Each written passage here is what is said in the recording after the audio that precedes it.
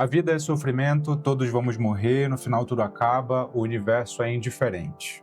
Tá bom, mas e daí? Porque existe uma coisa curiosa acontecendo hoje e muita gente descobriu que a vida contém dor, finitude, frustração, morte. E age como se não tivesse descoberto um segredo proibido do cosmos, como se tivesse atravessado um véu metafísico inacessível aos meros mortais otimistas. Mas aqui existe um problema, e é muito importante. Descobrir que a vida contém sofrimento não é difícil.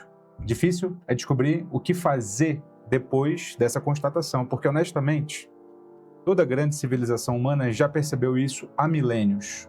O budismo já percebeu, os gregos perceberam, os trágicos perceberam, Schopenhauer percebeu, Freud percebeu. O problema nunca foi descobrir a dor. O problema sempre foi o que fazer com essa dor. E talvez o erro fundamental de certo pessimismo contemporâneo seja justamente parar na primeira etapa da reflexão. Meu nome é Vitor Lima, eu sou seu professor de filosofia de hoje e de sempre, e isto não é filosofia.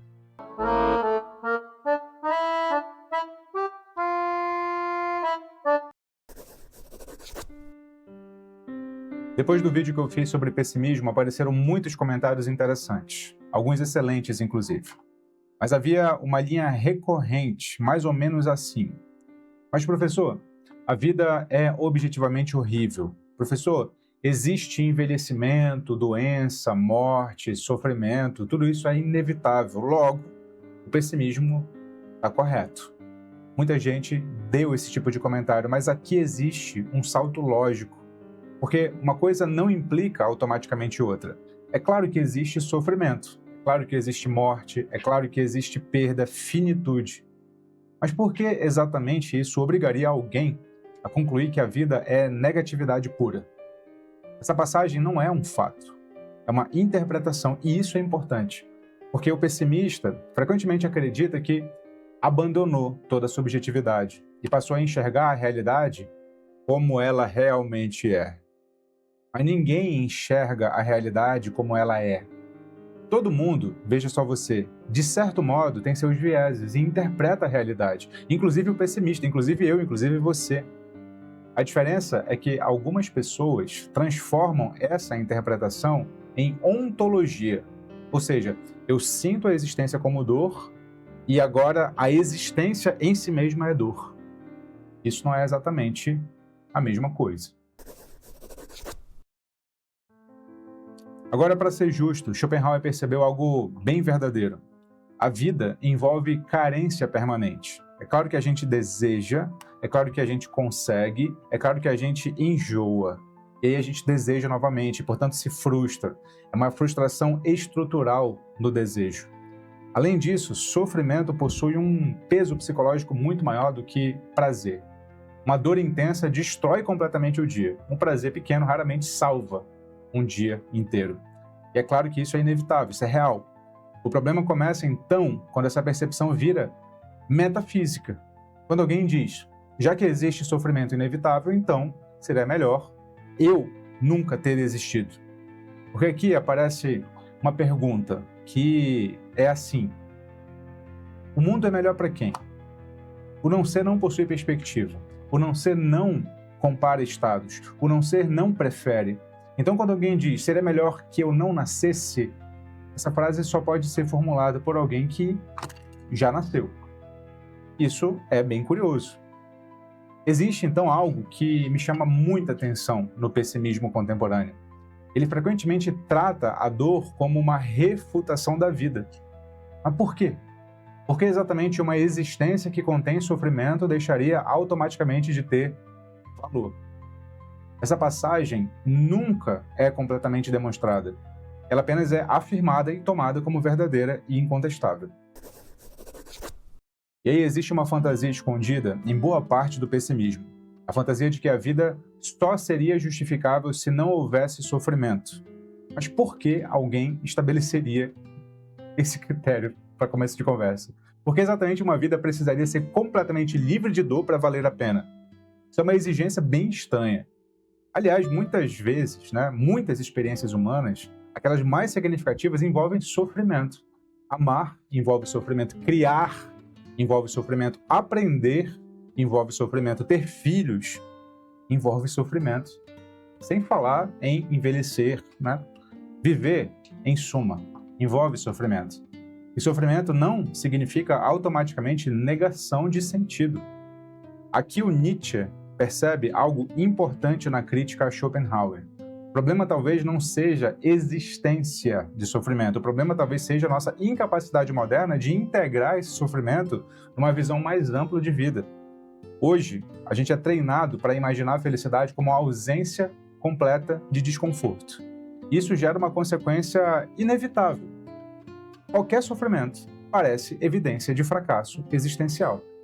Mas olha só, condição humana nunca funcionou assim. Nunca. Sim, vamos morrer. E daí? Essa talvez seja a parte mais importante, porque existe um tipo de argumento pessimista que funciona mais ou menos assim. Tudo termina, logo tudo perde sentido. Mas observa como isso é estranho. Uma música perde valor porque acaba. Um jantar perde valor porque termina. Uma conversa perde valor porque durou horas e teve fim. Uma infância perde valor porque passou. Um amor perde valor porque foi finito. Por que exatamente a mortalidade destruiria o valor da experiência? Isso não é uma conclusão lógica. Isso é uma interpretação emocional específica da finitude. A finitude talvez seja justamente aquilo que torna as coisas não com menos sentido, mas com mais sentido. Imagina uma vida infinita, sem urgência, sem escassez, sem limite. Será que qualquer coisa ainda teria peso? Talvez não. A morte não é apenas uma tragédia, ela também é estrutura e valor. Tempo limitado produz importância. Honestamente, parte do pessimismo contemporâneo me parece incapacidade de suportar a condição da existência sem concluir imediatamente que ela é inválida. Tragédia não é o mesmo que inutilidade. Os gregos já sabiam disso há mais de 2000 anos.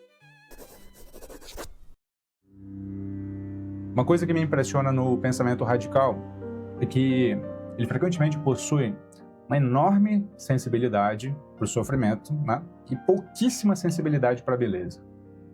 Ele percebe perfeitamente doença, violência, solidão, ansiedade, morte, ferimentos, mas frequentemente parece incapaz de perceber outra coisa igualmente real.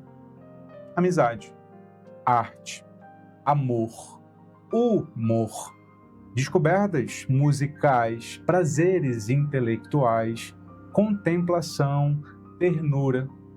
E, olha, isso não significa ingenuidade, significa tão só reconhecer que a experiência humana é contraditória. A realidade não cabe numa única tonalidade afetiva. Aliás, isso estava no centro do vídeo que eu fiz anteriormente.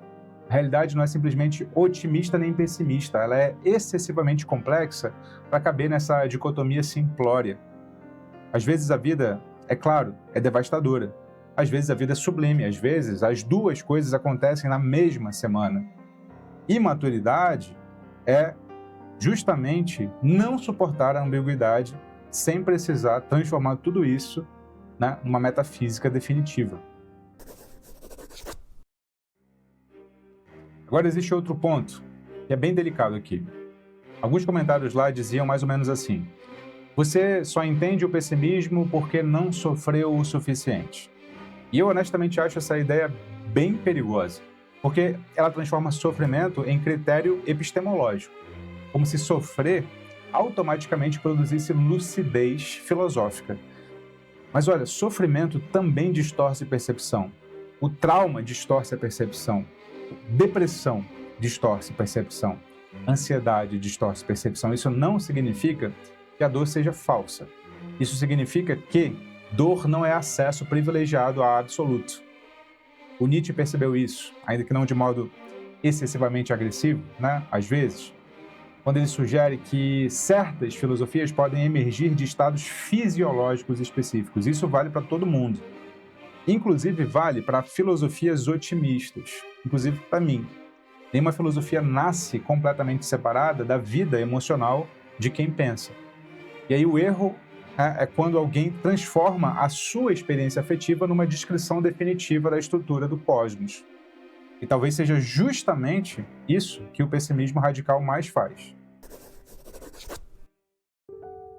A alternativa, então, não é otimismo ingênuo, não é positividade tóxica, não é coach, não é fingir que tudo dá certo, não é negar a tragédia. A alternativa aqui talvez seja outra coisa, uma lucidez sem se ressentir da realidade. Ou seja, reconhecer o sofrimento sem transformar o sofrimento na essência da realidade. Reconhecer a morte sem concluir que tudo, por causa dela, é inválido. Reconhecer finitude sem cair no desespero existencial. E, acima de tudo, parar de imaginar que maturidade filosófica consiste em declarar que tudo é uma merda.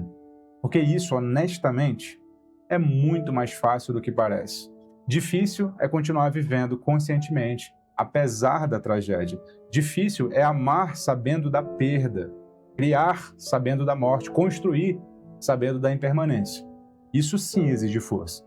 O pessimista radical frequentemente acredita que perdeu ilusões, mas às vezes ele apenas substituiu uma ilusão otimista por outra. A ilusão de que sofrimento invalida a existência. Não invalida, não. Sofrimento é uma das dimensões inevitáveis de estar vivo. Nada mais que isso. A vida contém dor, todos vamos morrer, nada garante felicidade permanente, perfeito. Isso não responde automaticamente à pergunta mais importante. E daí? Porque, olha, entre reconhecer a tragédia da existência e concluir que a existência não vale a pena, tem um abismo, tem um salto filosófico gigantesco. E talvez seja justamente aí que começa a conversa interessante. Conversemos, então, essa conversa aqui nos comentários. Como sempre, fique com Sócrates. Nos vemos na próxima.